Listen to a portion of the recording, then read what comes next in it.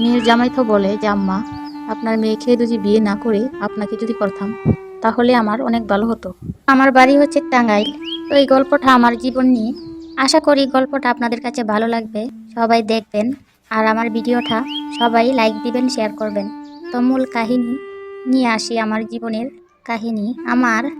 আমার স্বামী মারা গেছে আজকে 5 বছর। তো স্বামী মারা যাওয়ার পর মেয়ে বিয়ে দিলাম। মেয়ে শ্বশুর বাড়িতেই থাকে। তখন একদিন মেয়ের জামাই আমাদের বাড়িতে আসে। তখন আমি অনুভব করতে পারি যে মেয়ের জামাই ওরা খুব সুখেই আছে। আমারও খুব ইচ্ছা করে সুখ পাইতে, তো কিছু করার নেই। আমিও চাই বিয়ে বসতে, তাই সমাজের চোখে একটা খারাপ জিনিস। মেয়ে বিয়ে দিছি, এখন যদি আমি বিয়ে বসি তারপরে মানুষে বসি মেয়ে বিয়ে দেওয়ার পর মায়ের বিয়ের শখ হয়েছে, তার জন্য বিয়ে শাদী বসি না। তো আমারও মনে চাই, আমার বয়স এতটুকু হয় নাই, স্বামী মারা গেছে 5 বছর, অল্প বয়সেই। আর আমার চাহিদা তো একটু হলেও আছে। তো এভাবে দিন কাটতে থাকে। তো আমার মেয়ের জামাই এই বিষয়টা বুঝতে পারে যে আমার শাশুড়ি কিছু চায়, আমার শাশুড়ির মনে কিছু ইচ্ছা আছে। তো আমার মেয়ের জামাই আস্তে আস্তে কথা বলতে বলতে এক পর্যায়ে মেয়ের জামাইয়ের সাথে আমার ঘনিষ্ঠ একটা বন্ধুত্ব হয়ে যায়। মেয়ের জামাইয়ের সাথে আমার কথাবার্তা হয়। তো আস্তে আস্তে মেয়ের জামাই ভালোই। তো আমি সুখে আছি, ভালোই আছি। তো আমার মেয়ে এই বিষয়টা জানতে পারে যে আমার মা আমার হাজবেন্ডের সাথে এগুলো করে। তো এগুলো যদি কখনো মেয়ে জানতে পারে তাহলে মেয়ের কাছে আমি ছোট হয়ে যাব। মেয়ে আমাকে মা বলবে না, মেয়ে আমার মুখ দেখবে না, আর মেয়ে কখনো আমার বাড়িতেও আসবে না। অথবা আমার মেয়ে এটা শোনার পরে এমন কিছু করতে পারে, এটা আমার মেয়ের জীবন নিয়েও টানাটানি হতে পারে। তো সেটা আমি অনেক কিছু করে ভাবলাম যে আমি আমার মেয়ের সাথে কি অন্যায় করতেছি। নিশ্চয়ই আমি অন্যায় করতেছি। আমি মেয়ের মা হয়ে যে আমি জামার সাথে এগুলো করতেছি, আমার মেয়ে শুনতে পাইলে অনেক কষ্ট পাবে। আর আমি নিজের হাতে মেয়ের জীবন নষ্ট করে দিচ্ছি। তো এটা আমি ভাইবা চিন্তা অনেক কিছু করে দেখলাম।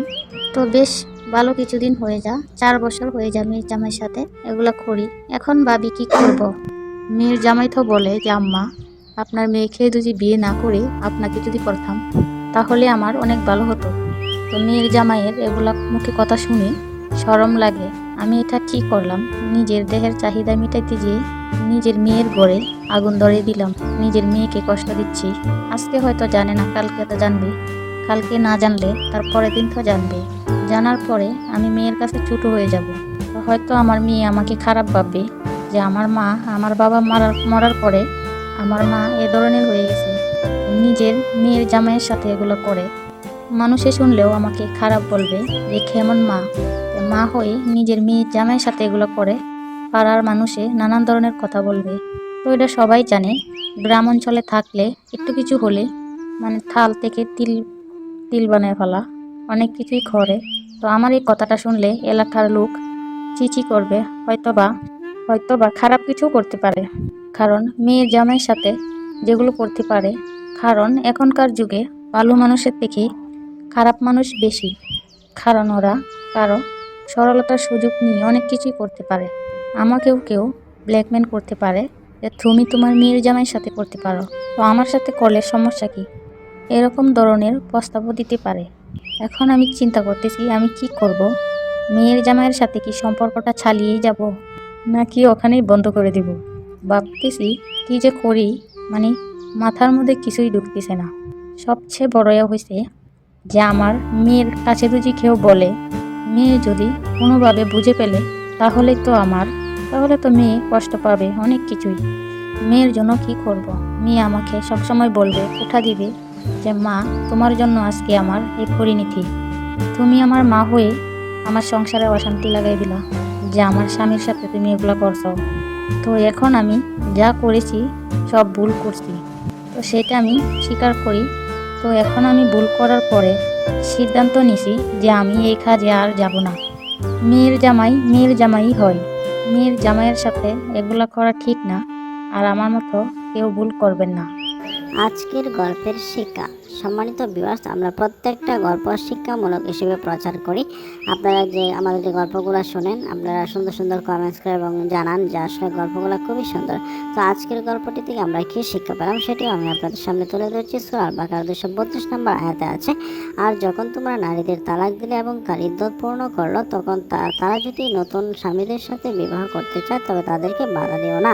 ব্যাখ্যা: এই আয়াতে বিধবা বা তালাকপ্রাপ্ত নারীদের পুনরায় বিয়ের বাধা না দেওয়ার নির্দেশ রয়েছে।